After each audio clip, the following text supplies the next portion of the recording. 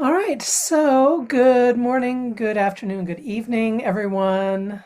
It's the third day of IFM 2025. I'm Leah Shafer. I'm a co-organizer of the conference and associate professor of media and society at Hobart and William Smith. I'm going to be moderating today's new books session. I am speaking to you from the traditional homelands of the 𝗪𝗘𝗧𝗏, the Cayuga Nation.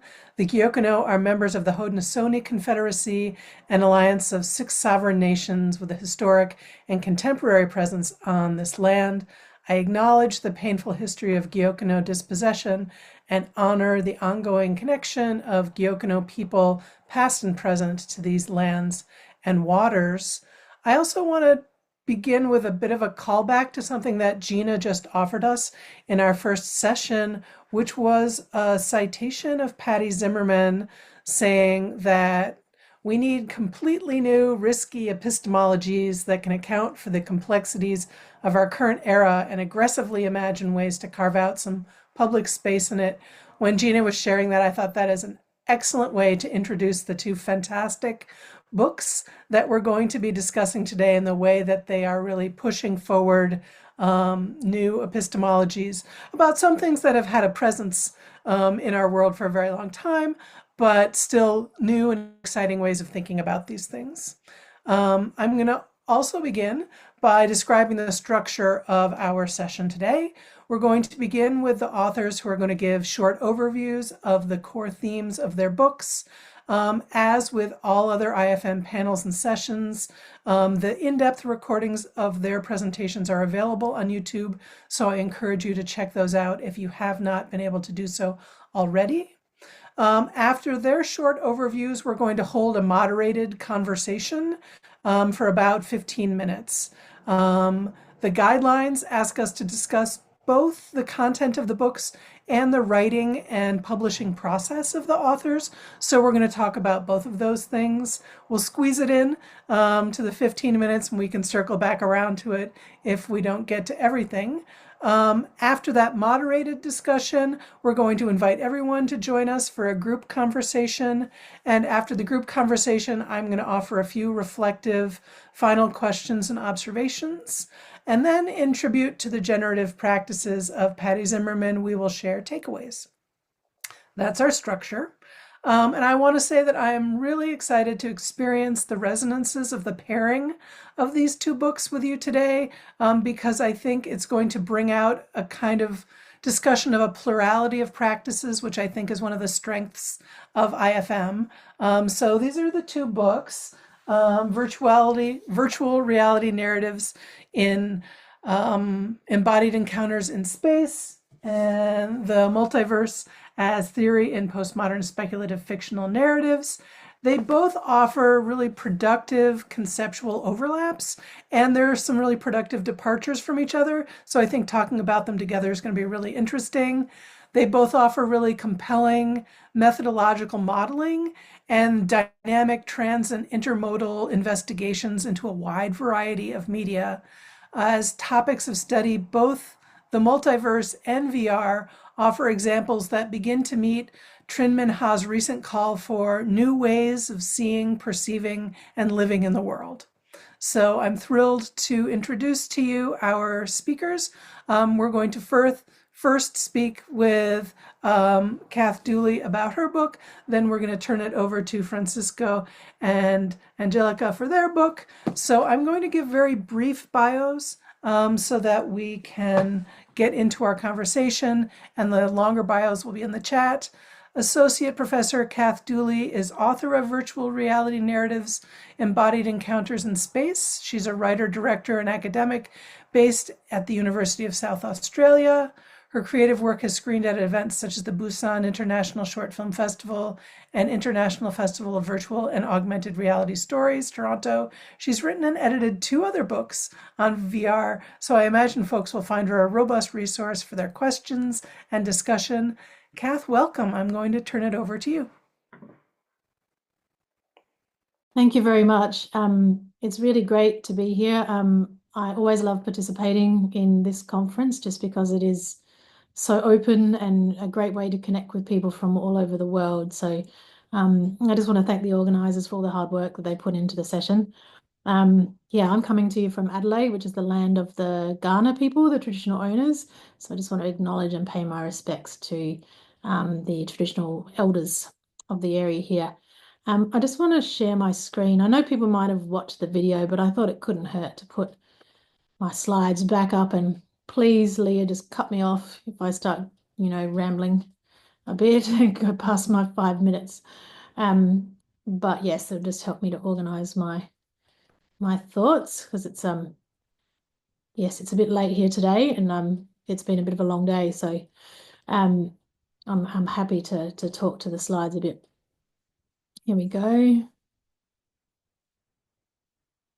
And just playing from the start. So yeah, this book, I just wanted to, I guess, start by prefacing it in just with a bit of discussion about my background as a screen and media producer, I guess. I did my PhD in creative practice research.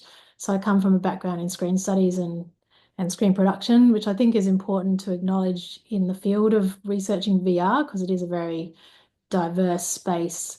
And it's been quite the journey for me from when I first sort of experienced some VR, I guess VR films, 360-degree videos, and got interested in this space, and suddenly found myself entering this world with all this research, from human-computer interaction,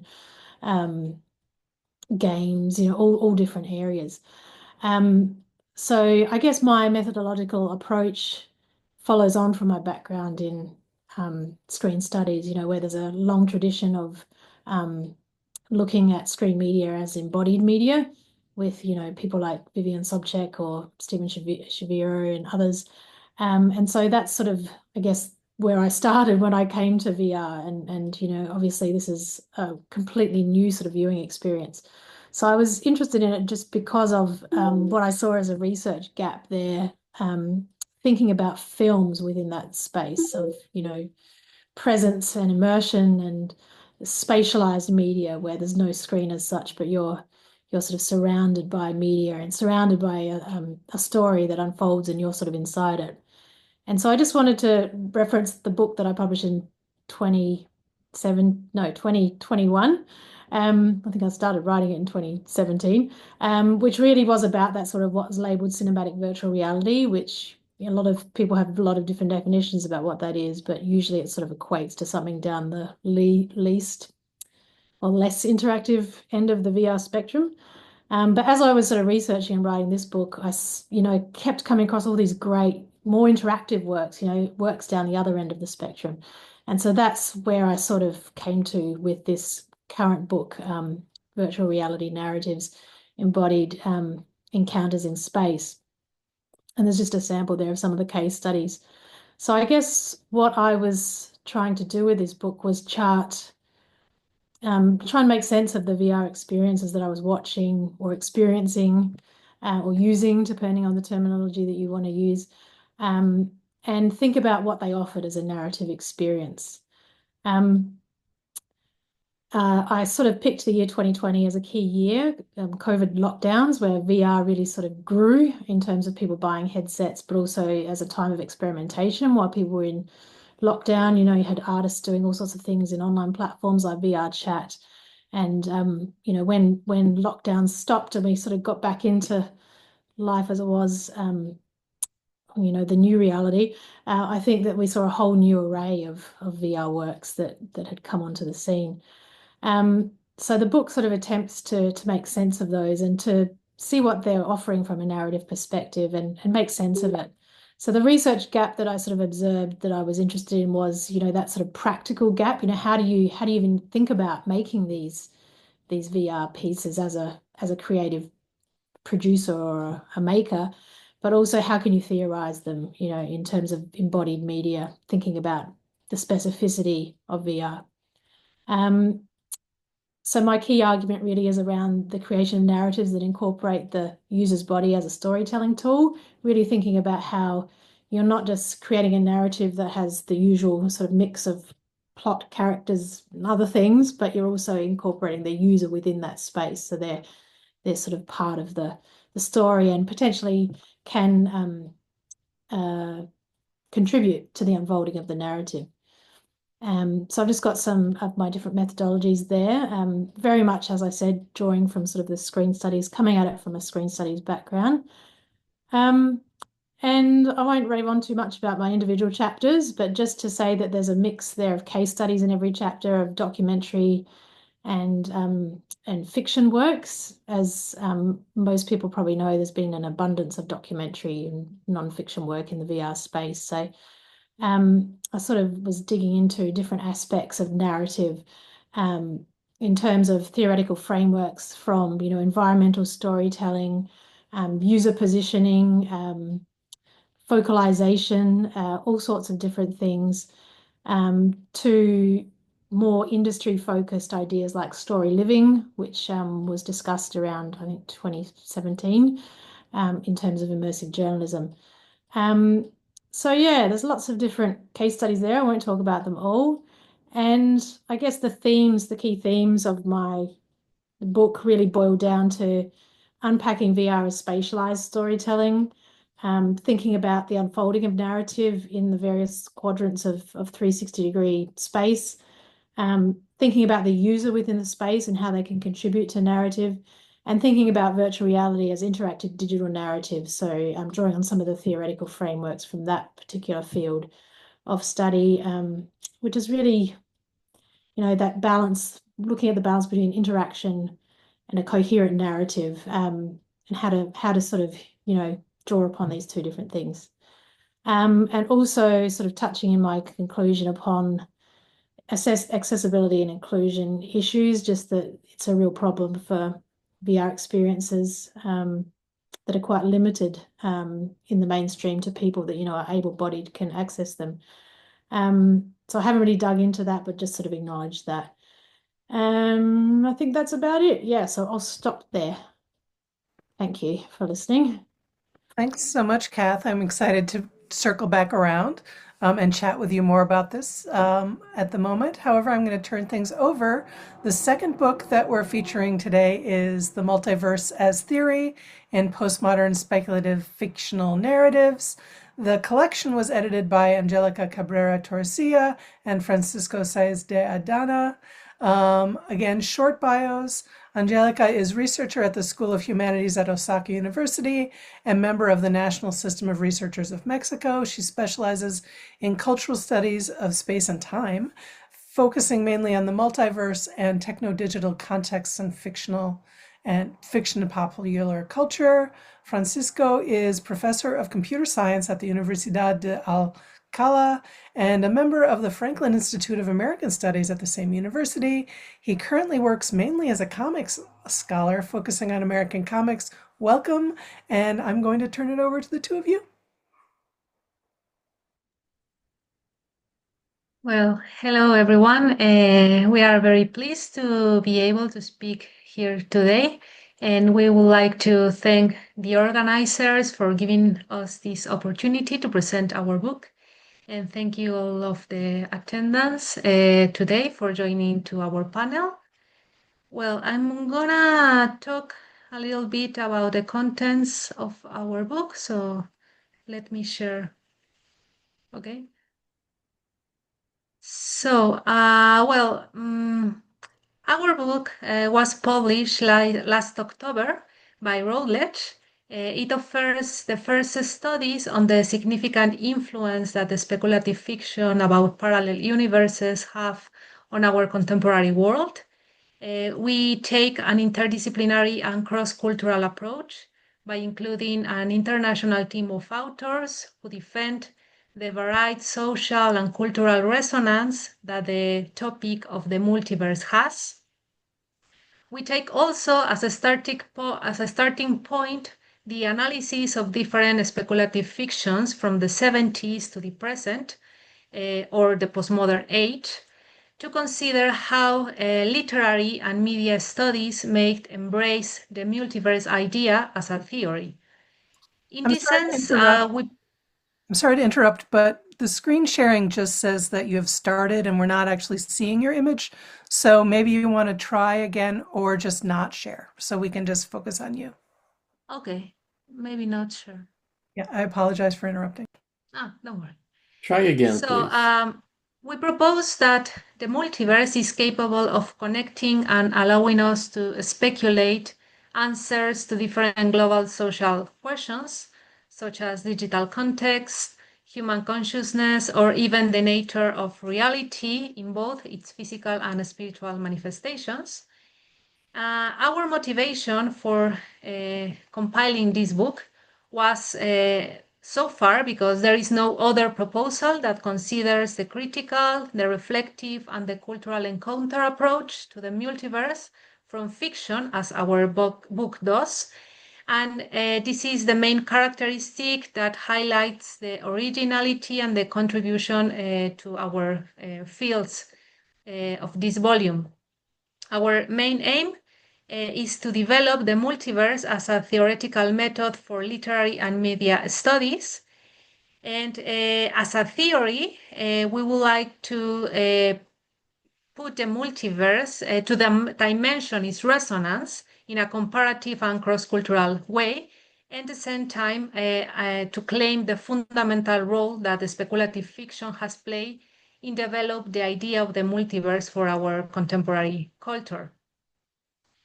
So the collection of essays approaches the multiverse from the point of view of other worlds, understanding it not as the emergence of another independent world, but as a collision of two or more different worlds into one.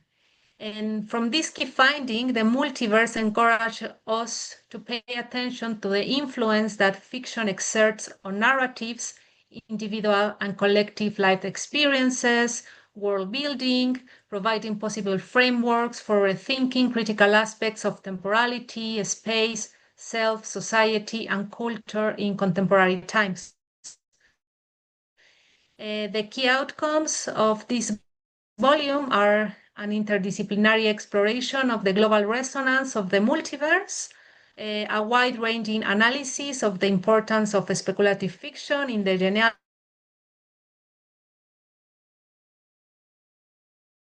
content, but also voices from different parts of the world.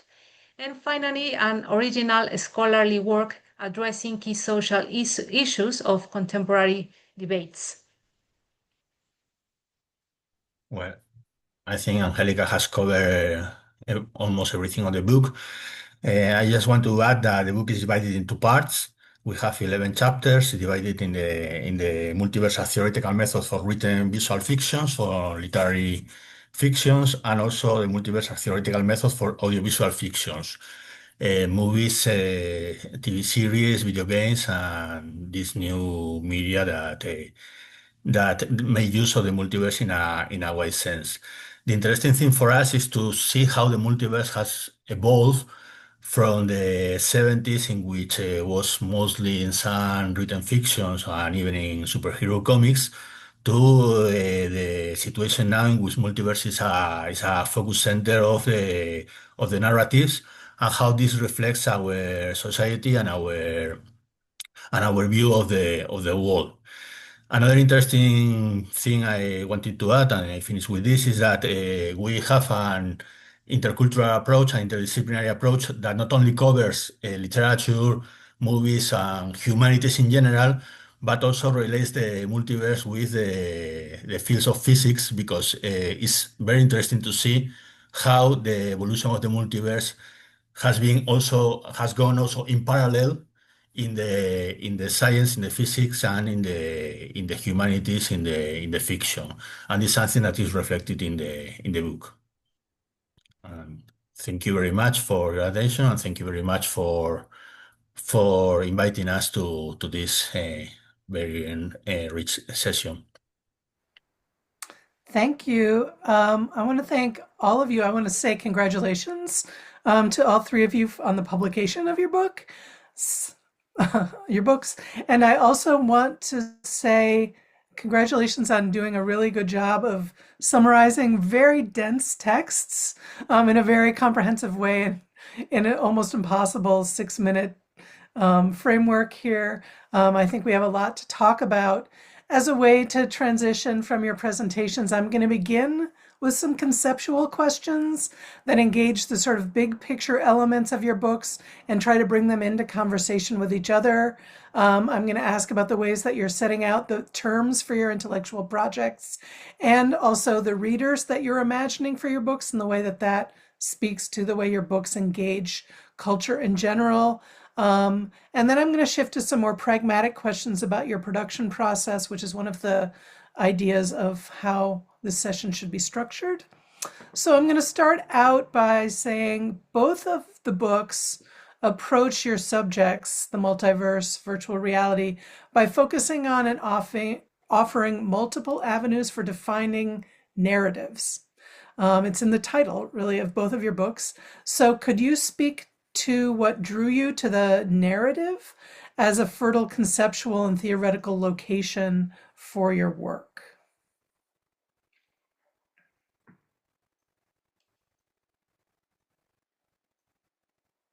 That's an interesting one.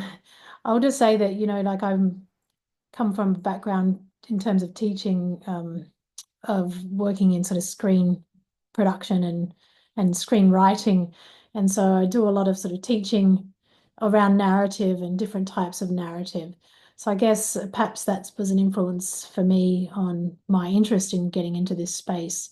But I soon sort of found when I entered has been quite the journey, sort of getting around all the literature from different, definitions of narrative and conceptual frameworks around narrative and, thinking about, game studies and other areas. So it's been quite interesting looking at different conceptions of narrative and thinking what the trends are, I guess, of what we're seeing in the virtual reality space, at least.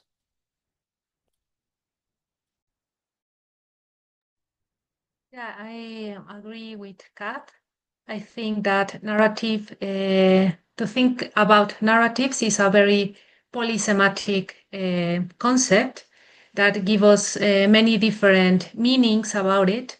So it's not only about talking about fictions as such, but as narratives in order to think about all the richness that is inside the idea of the narrative. So we tend to forget the power that are inside narratives. So we try to regain this idea for giving to the book. Yeah, in the case of the multiverse, narratives are also interested because the multiverse is something that has been theorized for different points of view. From the point of view, I have a scientific background and I'm very interested in the multiverse from the point of view of physics. But we only have the narratives to give examples of multiverse. It's a theory that is not fully proven in the physics because we haven't seen a parallel universe. The narratives became capital to understand the concept and how the construction of these concepts by the human being with different approaches and different cultural approaches and even different discipline approaches. And for that, I think that the narratives are a focus, a center of understanding the multiverse from different points of view. I think these are really interesting, and again, and maybe it's wrong for me to keep trying to overlap and bring the books together, but I think they speak about similar things in different ways and different things in similar ways. So I want to return to something that you've both, or all three of you, sort of been pointing out, is the question of point of view in narrative. I wonder if you have additional thoughts about the way that that works, either as a part of maybe embodiment, is the way that you talk about it in your book, Kath, or the way that point of view allows us to think more about the kind of consumers of multiverse narratives.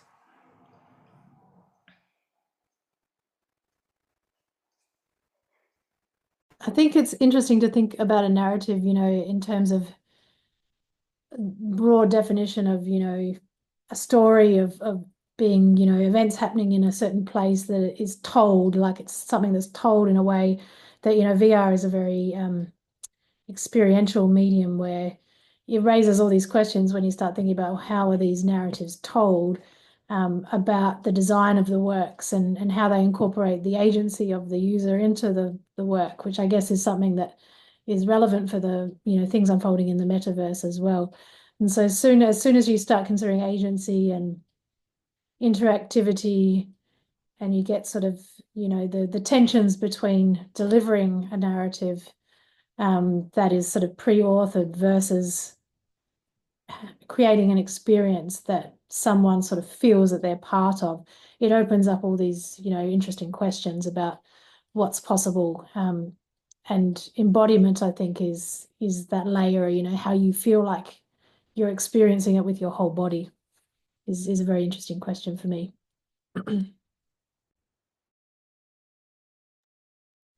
Yeah, well, in the case of the multiverse, is practically the same. The idea of how narratives entangled with the embodiment and how you can be part of different realities, being even read or talked or shared.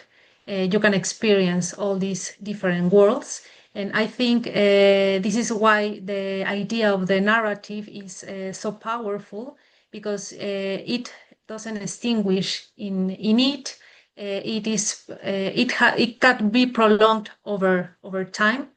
So it's not about only one specific book that talks about one parallel universe or another different book. It's a more complex idea. So that is what the narrative in it gives us.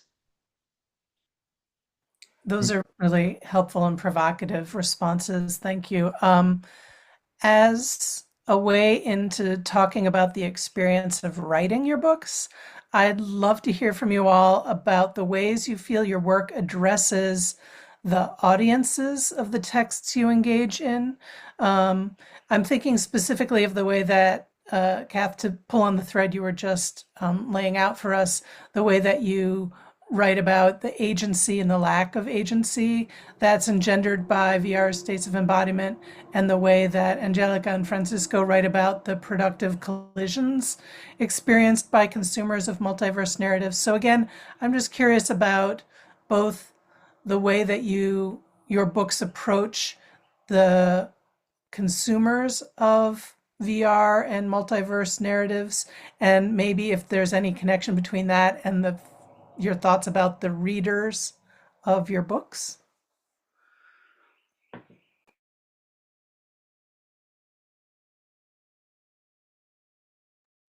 Well, so let's start. First, I think there is a strong connection between both books, because at the end, some of the multiverses come from the creation of other worlds as a result of the creation of a virtual reality. Then I think there is some readers that could be interested in both books. From our point of view, regarding the multiverse, I think we try to address the readers that are interested in the complexity of the multiverse. Now, if you consume especially popular culture, I would say a lot of literary and visual works, you are gonna find that the multiverse is everywhere, as the movie say, everywhere, every time at once. And now, how the reader can understand how this reflects the how the narratives have evolved in our postmodern world. Then, for us, our readers should be people who are interested in this idea of the evolution of the narratives and the complexity, but also who want to understand the world in a more complex way, uh, breaking the boundaries between disciplines and the classical idea separation between humanistic theories and scientific theories. Well, I would like to add that Yeah, we can manage to do that because we include different voices. For example, we have people from Japan, people from Africa, from Latin America, from the States, from Europe, different countries. So the perspectives are different because of all the background these scholars have. And also because we try to include not only voices but also topics. So everyone talk about the multiverse from different perspectives, not only from science, which is important, not only from comics, which is important, different perspectives from, for example, from the idea of the spiritual and the ghost worlds, also the magic world. So all these different ideas engage and relate together in order to talk about one topic. So I think that this could be very engaging from different readers because they can find for sure the topic they are looking for. Yeah, I was really struck by the sort of plurality of points of view in both books, and the sort of even the plurality of methodologies that you're all encountering with, which I think really resonates with the kind of work that other people in this field and people at this conference are doing. I have another question that is about content, but I'm looking at our time, and I know that part of our objective is to talk a little bit about writing. Um, and so I know that the writing and editing process have some differences, but I also think it can be really useful to other people, no matter what stage they're at in their writing and scholarly career, to learn about the ways that other people write. I mean, like literally, what are your practices in getting yourself to put things down on the page? I think we would all love to hear a little bit about how you make that happen, because it's an impressive feat to get a book out into the world, and there have to be some sort of practices that get you there. So I think we would love to hear a little bit about that, whatever you're interested in sharing.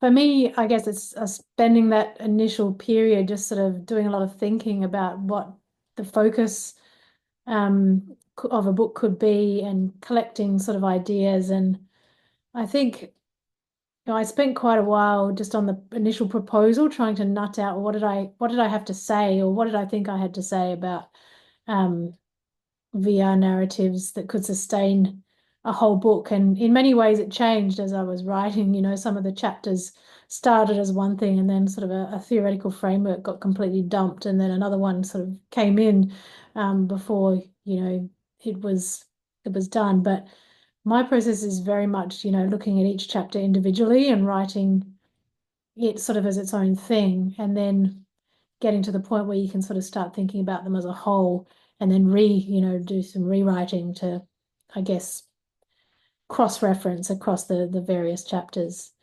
And another thing I would say is I think it's really important to have a bit of a brains trust around, well, for me anyway, because it can be a bit of a lonely task sometimes writing monographs. So for me, it's always good to have a bit of a brains trust to send drafts out to, and often I've found it's different people, for different chapters. For some chapters I might be sending it out to practitioners, or other chapters to some of my academic colleagues in a particular area. And I think that's really important now that we see, publishing, there's perhaps getting less and less input from publishers in terms of the review process. So for me, that was really important, and really helped me to, I guess, feel that I was on the right track with my various chapters. Thanks, Kath. I will just do a little shout out to some of the affordances of IFM right now. People haven't really been using it, but on our Discord, there's a area for like new projects and collaborations. So that could be a way that people could begin to work to form a kind of brain trust among the people who have similar interests at this conference. I'm going to turn it over to our other book. Any thoughts about sharing how you write?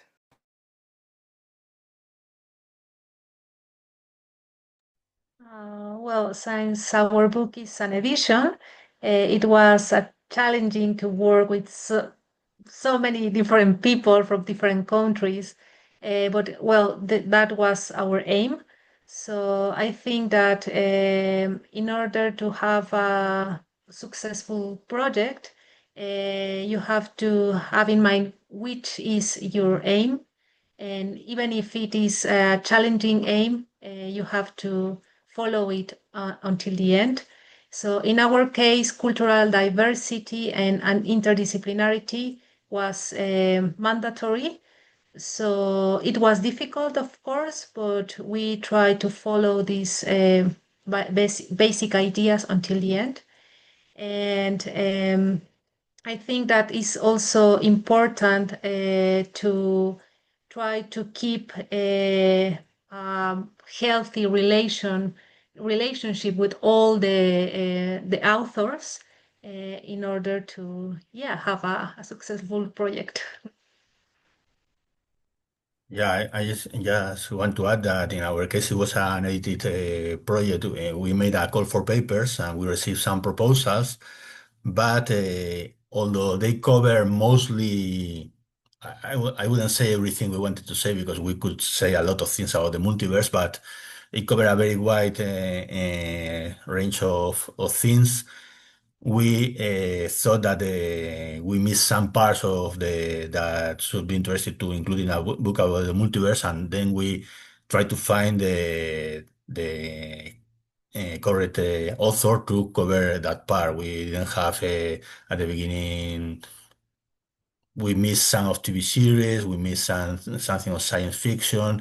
Then in the initial proposals, then we try to complement with some chapters that we try to find by different authors to cover these topics. Then the idea is when you edit a book, you have to trust in the things you receive, but you also have to make your work to complement to make sure that you have the vision that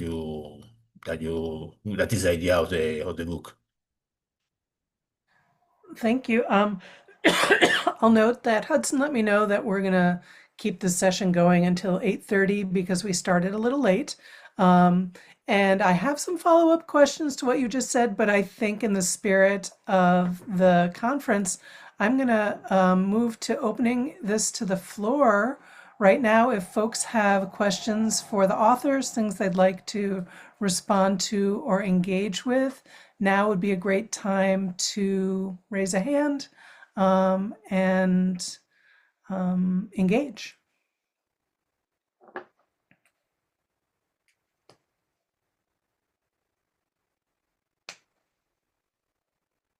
There is a question on chat. Great. But I have a question. I'd like to hear from the authors the process of choosing their editors and how was this relationship with the editors based on. I think that was touched a little bit by Leah's questions regarding the approach of the book, the audience of the book. But I'd like to hear from you why you haven't chosen the publishers that you have chosen those, and what was your thoughts in choosing them.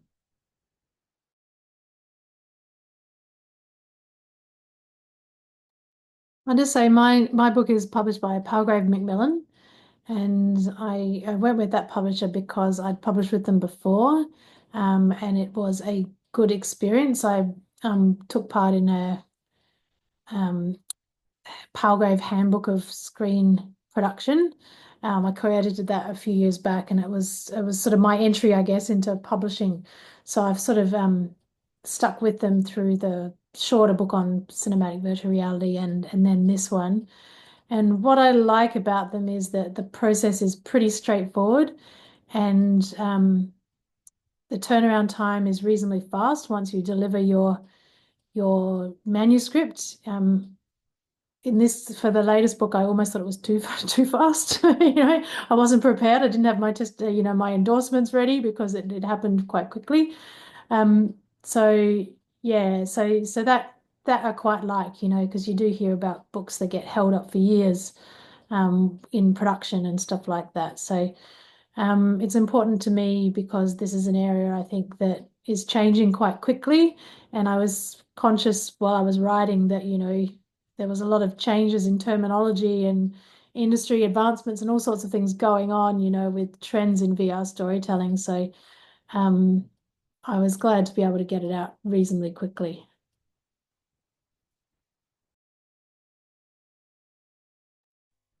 Well, in our case, we have never published with Routledge before this book. So it was our first try with them. And we choose them because they have particularly this cultural and media studies section. And also because it is a very prestigious publishing house. So yeah, that's was why we choose them. We do have this question in the chat, which is from Siobhan. Thank you for these two fascinating talks. Question for Angelica and Francisco. I'm curious if you have read Ted Chiang's short story, The Alchemist's Gate, as he envisions a very elegant solution to oft-raised challenges in time travel and the proliferation of multiverses.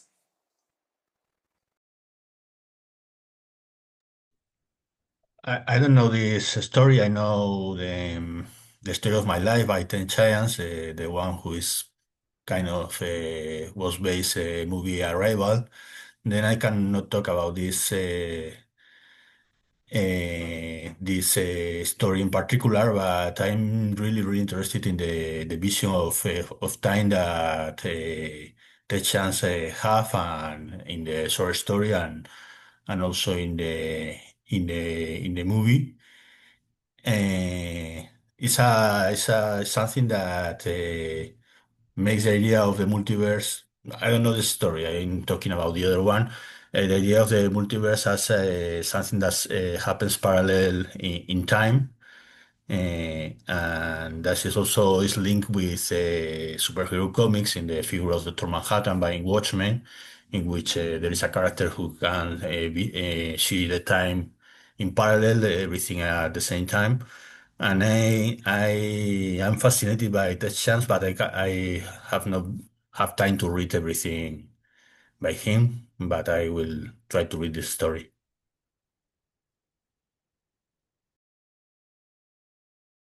I don't know you know the story, Angelica. That particular story, no, neither. I have read other stories of him, and yeah, there are so many possibilities of talking about the multiverse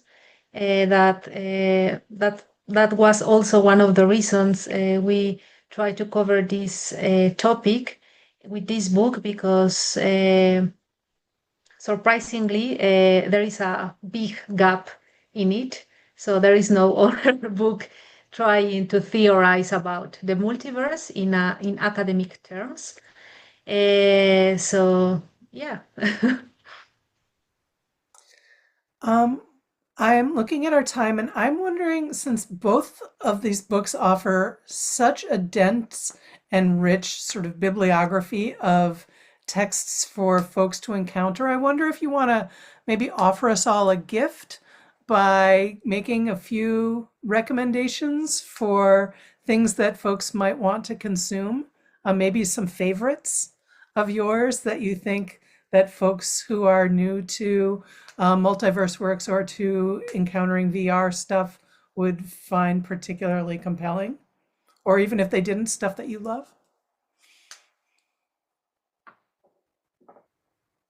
You're talking about sort of creative works, or other books. I've just been playing this great VR game called Ghost Town that I came across from the Raindance Immersive Festival. Is online at the moment, that comes out of London, and they've got a lot of VR theatre stuff, but it seems a bit tricky to sort of get tickets to some of it. But this was one that you could download through the Meta Store, so I've been playing that this week, and yeah, it's good fun. Well, I would like to recommend two works. One is a comic, is Days of Future Past of the X-Men, not the movie version, but the comic version in the 80s.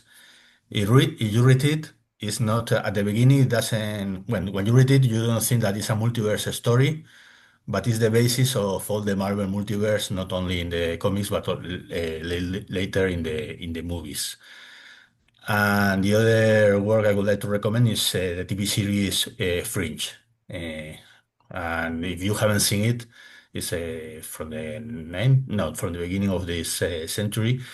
You haven't seen it. I'm not going to say why it's important for the multiverse because it would be a huge spoiler, but it's really nice if you enjoy multiverse stories.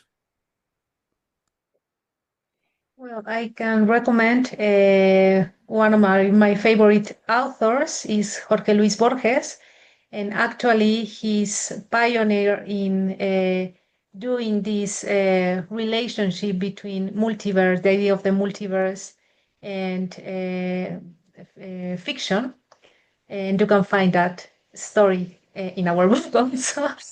And there are two films that I really liked, Tron and Matrix, which also relates to the book of Kath. So I think Matrix is a very exemplary work that talk about multiverses and also virtual reality. I tried to teach Tron in my American cinema class, and everyone was like, "What?" But I'll never give up. I love it. This has been wonderful. Thank you, everyone. This is a moment when we have, let's take a minute to put some takeaways into the chat, things that we've learned from this session. And let's also take a moment to thank the authors for sharing their insights about their new books and to congratulate them on their publication. Thank you very much. Yeah, thank you, Leah, for hosting. It's been great. Thanks, Leah.